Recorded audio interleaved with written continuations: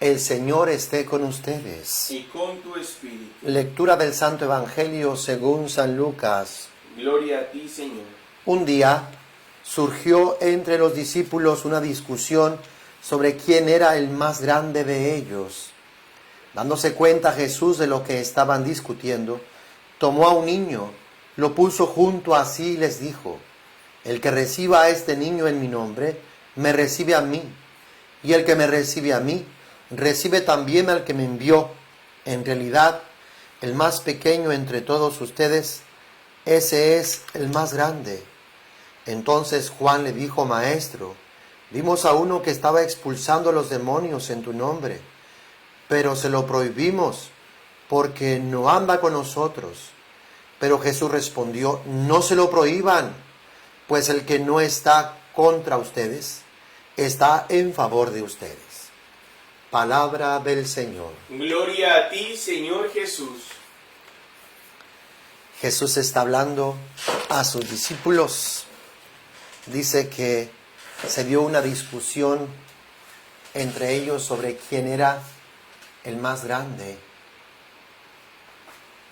Siempre hay esta tendencia en nuestro ser carnal a querer ser más que los demás, a aparentar más, a sobresalir más, a ganarle a los demás, a ser los primeros. Queremos ser los primeros en todo, pues es una tendencia carnal de nuestra concupiscencia. Dice Jesús, dándose cuenta de lo que estaban discutiendo, tomó a un niño y lo puso junto a sí. En aquel tiempo recuerden que los niños y las mujeres pues no contaban, y Jesús, para poder dar una enseñanza, toma a aquel niño y lo pone junto a sí. Les dijo: el que recibe a este niño en mi nombre, me recibe a mí, y el que me recibe a mí, recibe también al que me ha enviado. En realidad, el más pequeño entre ustedes, ese es el más grande. El niño, pues, es alguien, pues, que no contaba en el pueblo de Israel. Jesús mismo dice en otra ocasión que lo que le hagan al más insignificante de los suyos, se lo habremos hecho a él. Para Jesús no hay insignificantes, aunque para nosotros sí. Muchas de las veces decimos: este sí vale, este no vale, este es insignificante. Pero para Jesús todos valemos, todos significamos. Y Jesús espera que sepamos ser humildes, que sepamos ser sencillos, que sepamos servir a los demás, que no busquemos las apariencias, que no busquemos, ¿verdad?, las cosas que nos llevan al orgullo, a la soberbia, a la altivez. Todo esto de alguna forma nos aleja de Dios. Jesús mismo, siendo de condición divina, no retuvo para sí el ser igual a Dios, sino que estuvo dispuesto a encarnarse, a hacerse hombre, a despojarse, a desprenderse, a bajarse por salvarnos. Jesús quiere que seamos humildes. Jesús quiere que seamos servidores de los demás. De alguna forma Jesús quiere que pasemos desapercibidos. Sí, Jesús quiere que lo sirvamos, pero que no andemos buscando el aparecer, el que se hable bien de nosotros, el aparentar. Eso no sirve de nada, al contrario, nos afecta, nos daña. El andar buscando las apariencias, el querer aparentar lo que no somos. Jesús dice: el que recibe a este niño en mi nombre, me recibe a mí. O sea, hay que buscar tener un corazón humilde, sencillo, manso, como el de Jesús.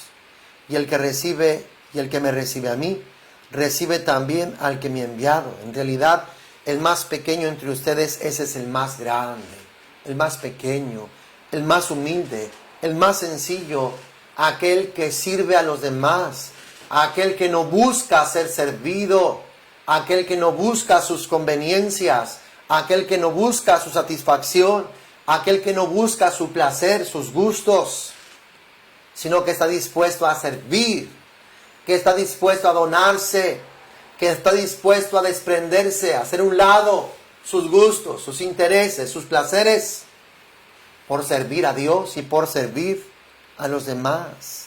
Dice por ahí un dicho, que el que no sirve, pues no sirve. Estamos, hermanos, para servir a Dios, estamos también para servir a los demás. Dice Jesús que ese es el más grande. El más grande en el reino de los cielos es el humilde, es el sencillo, es el que sirve a Dios, es el que sirve a los demás, es el que no busca las apariencias, es el que está dispuesto a donar la vida por Dios y por los demás, como Jesús. ¿Quién es el más grande? Pues Jesús. Jesús es el más humilde, el más sencillo. Jesús es el que vino a servir y no a ser servido. Pues el más grande es Jesús. Y todo aquel que se asemeja a Jesús. Yo te pregunto, hermano, ¿tú sirves a Dios? ¿Ya estás sirviendo a Dios? ¿Sirves a los demás? ¿O a veces te sientes abusado? ¿Piensas que abusan de ti o que te usan? Estamos para servir a Dios. Estamos para servir a los demás. Ojalá nunca te sientas mal por servir, porque ahí está la grandeza de un ser humano en el que es capaz de servir a Dios y a los demás. Jesús nunca se quejó de haberse encarnado, de habernos servido dando su vida. Fue un placer para Él. Fue una donación de entrega, de amor por nosotros.